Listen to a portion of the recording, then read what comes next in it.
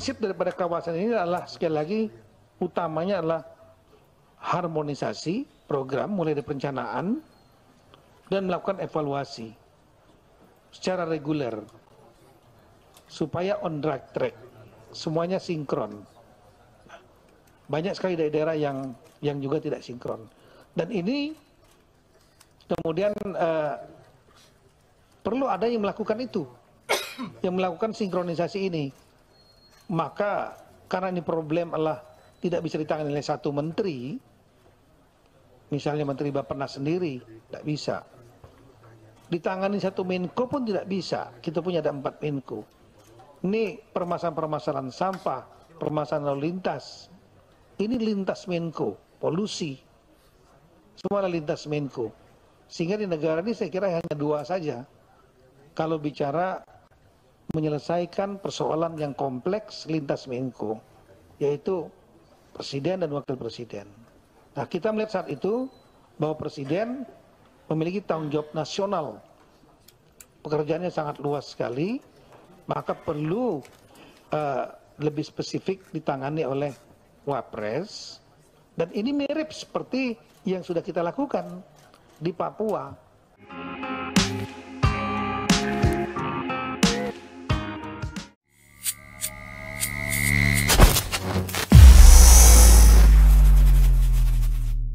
Bang Mardhani. Waalaikumsalam warahmatullahi wabarakatuh, Kang. Damang, Kang. Alhamdulillah, sehat-sehat, Abang. Alhamdulillah. Kalau Gubernur Jakarta itu nggak dipilih oleh rakyat, tapi ditunjuk langsung oleh Presiden, kamu setuju nggak, sahabat Dewe? Ini bukan bualan semata loh, tapi nyata ada dalam draft rancangan undang-undang bernama RUU Daerah Khusus Jakarta, yang dirancang karena ibu kota negara akan berpindah dari Jakarta ke ibu kota Nusantara di Kalimantan. RUU itu baru saja disetujui sebagai usulan DPR RI dalam rapat paripurna pada Selasa 4 Desember 2023. Jadi ketentuan soal gubernur ditunjuk presiden itu ada di pasal 10 ayat 2, yang berbunyi, gubernur dan wakil gubernur ditunjuk, diangkat, dan diberhentikan oleh presiden dengan memperhatikan usulan atau pendapat DPRD. Meskipun RUU ini baru sebatas usulan DPR dan masih akan terus dilanjutkan pembahasannya, penolakan terhadap ketentuan yang tadi sudah mulai banyak bermunculan. Salah satunya dari PKS yang bilang kalau mereka khawatir hal ini akan mengebiri hak masyarakat dalam memilih gubernur dan wakil gubernur Jakarta ke depan. Tidak hanya itu, PKS juga menilai penyusunan RUU DKJ ini tergesa-gesa dan terkesan ugal-ugalan. Terdengar familiar? Seru itu membahas tentang tiba-tibanya. Ini minimal dalam pandangan saya sebagai rakyat, Bang. Tiba-tiba ujuk-ujuk ada RUU DKJ, Daerah Khusus Jakarta, yang konon katanya disiapkan untuk menindaklanjuti dari IKN.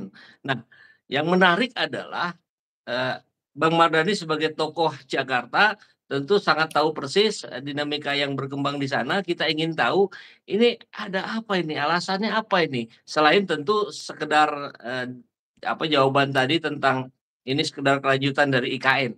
Ada hal apa sih di belakang ini, Bang?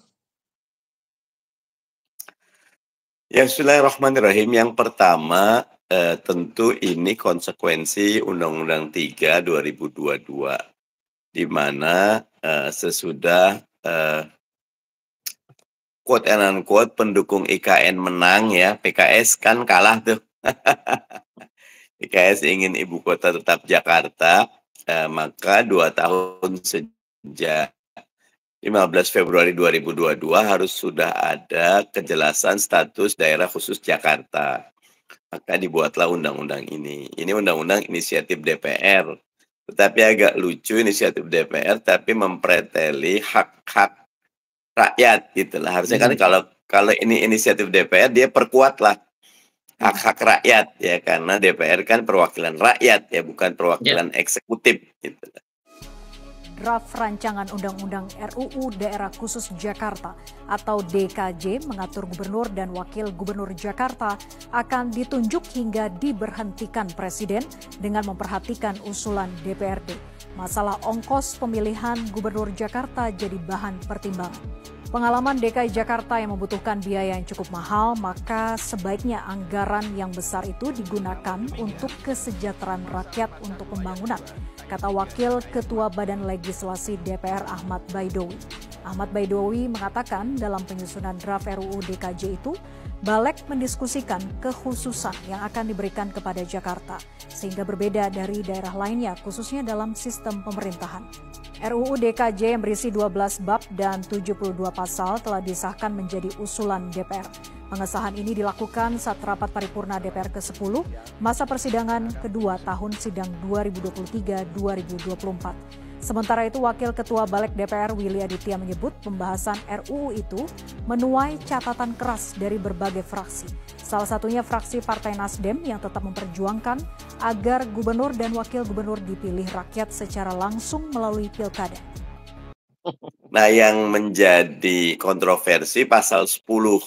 Nanti ada pasal 20 juga ya. Pasal 10 itu tentang gubernur dan wakil gubernur diangkat oleh presiden dari 3 nama yang diajukan oleh DPRD. Nah, pasal 20-nya nanti kebijakan Jakarta mengikut kebijakan pusat. Nah, jadi dan ada beberapa lagi kontroversi yang lain sehingga Partai Keadilan Sejahtera menolak undang-undang ini, rancangan undang-undang ini. Begitu, Kang?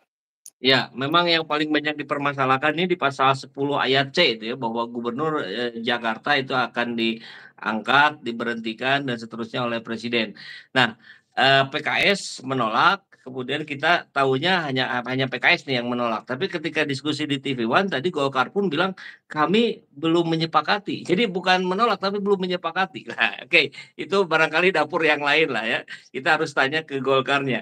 Tapi yang jadi persoalan adalah kira-kira ini Bang, kalau tadi saya dengar juga ada Gus Muhaimin menyatakan tegas menolak pasal 10 ayat C ini. Kemudian saya tidak begitu yakin, tapi saya sempat sekilas baca Bang Willy Aditya dari Nasdem juga menolak gitu. Nah, ini gimana Bang? Kalau kita tahu di situ hanya PKS, tapi ternyata Golkar begitu, Nasdem begitu, mungkin PKB juga sama sebetulnya menolak. Mungkin saya husnuzonnya begini, karena undang-undang ini memang wajib ada di Februari 2024, teman-teman yang katakan Nasdem, PKB itu setuju untuk membahas, tapi belum tentu setuju terhadap kontennya. Tadi Doli juga dari Golkar menyatakan, termasuk Dedi dari PDIP bilang, ya kita memang harus membahas undang-undang ini. Karena itu kita setuju dulu, tapi kontennya belum kita sepakati. Ini masih harus didalami. Bisa jadi itu merupakan strategi yang baik, tetapi buat PKS, kita agak khawatir ugal-ugalannya proses penegakan hukum kah, ataupun kisah di MK kah, kemudian bagaimana Omnibus Law mulus dengan segala catatannya. Jadi harus ada yang menyuarakan penolakan, harus ada yang menyuarakan kontrol. Kalau ada tesa, mesti ada antitesa, sehingga nanti ketemu sintesa. Gitu. Nah, PKS insya Allah konsisten, istiqomah, tolak rancangan undang-undang daerah khusus Jakarta karena kontennya banyak catatan. Begitu. Kalau ditarik sedikit mundur Bang, kira-kira dalam pandangan Abang, apa yang menjadikan para perumus di Dewan itu sehingga sampai memunculkan pasal 10 ayat C itu Bang? Banyak sekali wartawan yang tanya apa yang terjadi, kenapa, kan ini rancangan undang-undang inisiatif DPR ya. Kalau inisiatif DPR mestinya terjadi penguatan hak-hak DPR atau hak-hak rakyat. Nah, kan tadi saya selalu bilang, pasal 10 ini seperti mengebiri hak warga yang ingin punya pemimpin sesuai dengan keinginannya, bukan droppingnya. Karena kalau yang milih presiden, yang mengangkat presiden, walaupun itu melalui quote and unquote DPRD diajukan 3, tetap saja kemungkinan terpilih orang-orang yang tidak disukai oleh rakyat, yang tidak aspirasi rakyat, yang tidak sesuai dengan rakyat, bisa jadi. Misal mayoritasnya di kita ditunjuk yang bukan mayoritas, sehingga yang terjadi macam-macam, jadi malah menimbulkan huru-hara ataupun bahasa kami bukan huru-hara ya, menimbulkan jadi gonjang-ganjing terus gitu loh. Harusnya Jakarta itu kan adem, harmoni, fokus. Nah, sekarang jadinya bisa ada peluang karena yang terpilih tidak langsung, tapi dipilih oleh presiden. Nah, itu berbahaya justru.